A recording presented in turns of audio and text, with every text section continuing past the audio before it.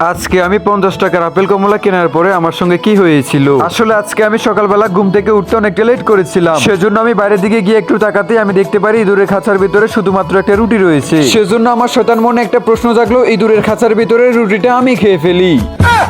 কিন্তু সমস্যার বিষয় হচ্ছে যে ইঁদুরের খাঁচার ভিতরে সেই রুটিটা খাওয়া আমার জন্য একদমই উপযোগী না। সেজন্য আমি বাসা থেকে বেরিয়ে বাজারে গিয়ে আমার জন্য একটি আপেল আর একটা কমলা নিয়ে আসি। কিন্তু দুঃখের বিষয় হচ্ছে যে কমলাটা দেখতে আমার কাছে বেশ ভালোই লেগেছিল, কিন্তু আপেলটার ভিতরে এত পরিমাণ দাগ রয়েছে যেটা দেখতে আমার খেতে ইচ্ছে করতেছিল না। তাই আমি সেটা আপেলকে বুঝতে না দিয়ে আপেলের গায়ে একটা কিস করে দিলাম। তারপরে সে কাঙ্ক্ষিত কমলাটা নিয়ে তাকে আমি বলতেছিলাম, তোমাকে আমার অনেক ভালো লেগেছে, এখন আমি তোমাকে খেতে চাই।